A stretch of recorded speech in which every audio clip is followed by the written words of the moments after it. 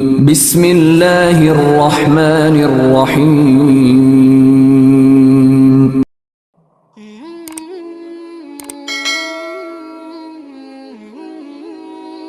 السلام علیکم، welcome to my channel نبی کا امتی۔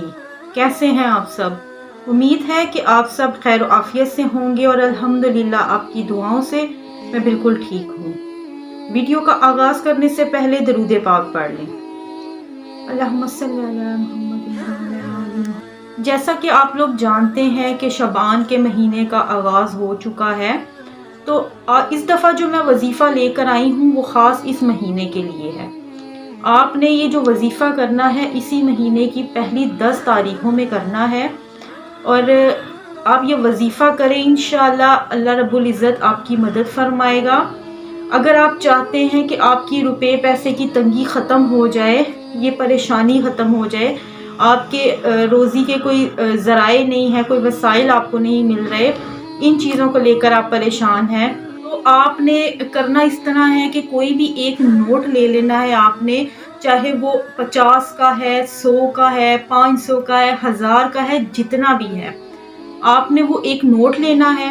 نوٹ کے اوپر آپ نے یا حفیظو، یا حفیظو، یا رقیبو، یا مجیبو، یا اللہ، یا اللہ، یہ ہو گیا ایک مرتبہ۔ آپ نے اسی طریقے سے اسی ترتیب کے ساتھ آپ نے یہ 41 مرتبہ پڑھنا ہے، 41 ٹائمز۔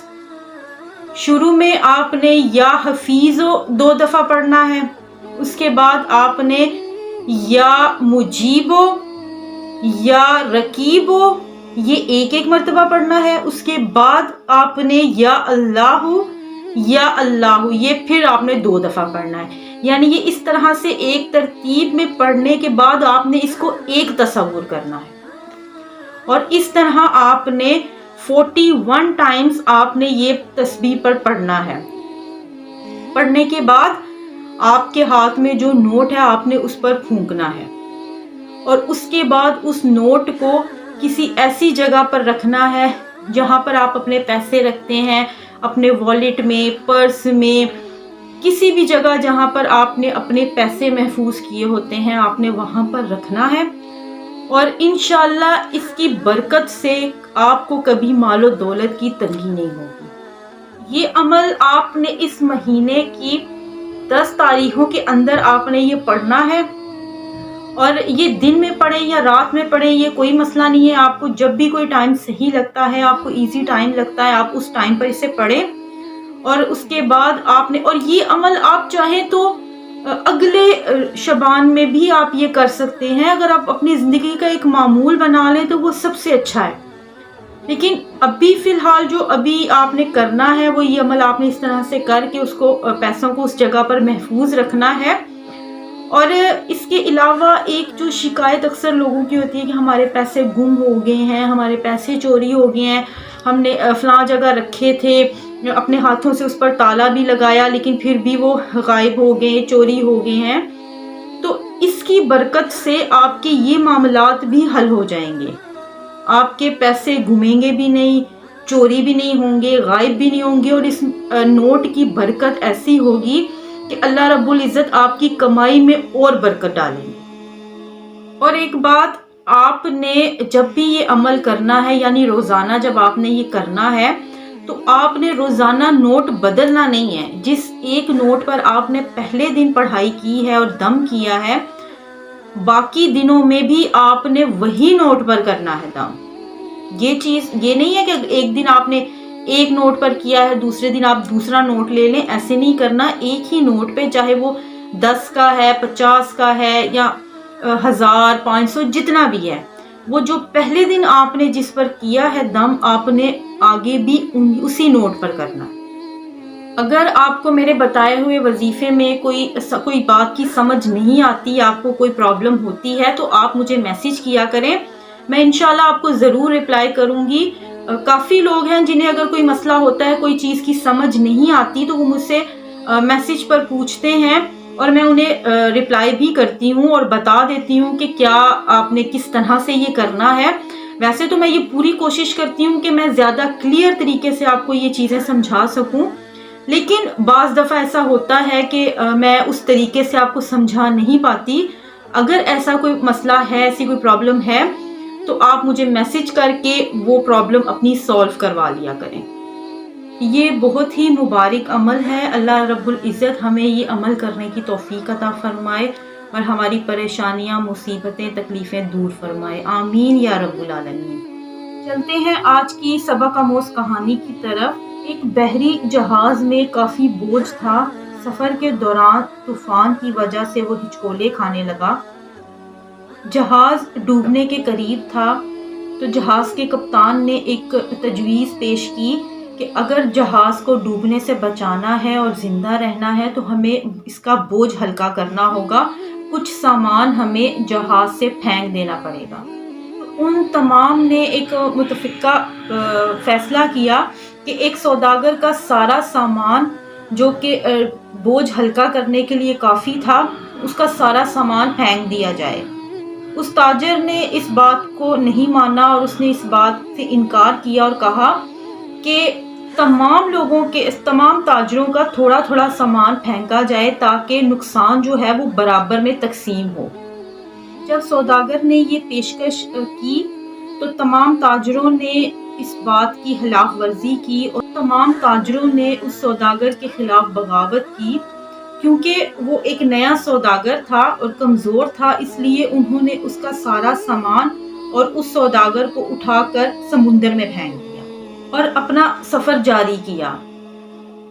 سمندر کی لہروں نے اس کے ساتھ بہت لڑائی کی، آخر کار وہ بے ہوش ہو گیا۔ جب اسے ہوش آئی تو اسے معلوم ہوا کہ لہروں نے اسے نامعلوم جزیرے میں کہیں پھینک دیا ہے۔ سوداگر بہت مشکل سے اٹھا اور ہمت کی، لیکن وہ اپنے دونوں گھٹنوں کے بل گر گیا اور پھر اس نے اللہ رب العزت سے مدد مانگی کہ یا اللہ، میری یہ جو بھی صورتحال ہے، میری جو بھی پریشانی ہے، اس کو دور فرما۔ ایسے ہی کئی دن گزر گئے۔ اس سوداگر نے وہیں درختوں کے پھل کھا کر اور خرگوش کا شکار کر کے گزارا کیا اور قریبی ایک ندی سے پانی پیتا، اور رات کی سردی سے اور دن کی گرمی سے خود کو بچانے کے لیے لکڑیوں کی بنی ایک چھوٹی سی جھونپڑی میں وہ رہتا تھا۔ ایک دن تاجر اپنا کھانا بنا رہا تھا کہ تیز آندھی اور طوفان شروع ہوا اور وہ جلتی ہوئی لکڑی جو ہے اس نے آگ پکڑی اور اس کی ساری جھونپڑی جو ہے وہ جل کر بھسم ہو گئی۔ اس نے بہت کوشش کی آگ بجھانے کی، مگر وہ ناکام رہا۔ اس معاملے کے بعد سوداگر رونے لگا اور چیخنے لگا اور اللہ سے التجا کرنے لگا کہ یا اللہ، پہلے تو مجھے غلط طریقے سے مجھے اور میرے سامان کو سمندر میں پھینکا گیا، میرا سارا سامان ضائع کیا گیا، اور اب ایک یہ جو چھوٹی جھونپڑی تھی جس میں میں گزر بسر کر رہا تھا وہ بھی جل کر بھسم ہو گئی۔ یا اللہ، اب میرے پاس اس دنیا میں کچھ نہیں ہے، میں یہاں اجنبی ہوں، ساری مصیبتیں، ساری تکلیفیں سب میرے پاس ہی کیوں آ رہی ہیں، یہ سب مجھے ہی کیوں مل رہی ہیں۔ وہ اسی غم میں روتے روتے سو گیا، بھوکا، اس کے پاس کھانے کو بھی کچھ نہیں تھا۔ صبح ایک حیرت انگیز واقعہ اس کا انتظار کر رہا تھا۔ اسے جزیرے کے قریب ایک جہاز آتا ہوا نظر آیا جو اس کی مدد کے لیے آیا تھا۔ جب سوداگر اس جہاز پر سوار ہوا تو خوشی سے وہ یقین نہیں کر پا رہا تھا۔ اس نے ان لوگوں سے پوچھا کہ آپ نے مجھے کیسے تلاش کیا، میرا پتہ آپ کو کیسے ملا؟ انہوں نے جواب دیا کہ ہم نے دھواں دیکھا، اور جب وہ دھواں دیکھا ہمیں لگا کہ کوئی انسان کوئی آواز دے رہا ہے مدد کے لیے۔ ہم وہ دھواں دیکھنے آئے تو ہمیں پتہ چلا کہ کوئی یہاں پر رہتا تھا جسے مدد کی ضرورت ہے۔ پھر جب سوداگر نے انہیں اپنی کہانی سنائی کہ کس طرح سے اسے جہاز سے گرا دیا گیا، تو انہوں نے بتایا کہ وہ جہاز منزل تک پہنچ ہی نہیں پایا، راستے میں ہی ڈاکوؤں نے اسے روکا، اس پر حملہ کیا اور تمام لوگوں کو مار ڈالا۔